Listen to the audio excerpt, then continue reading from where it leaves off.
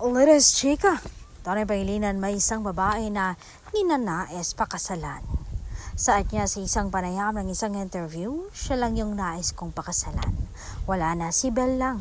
Ayaw ko na sa iba.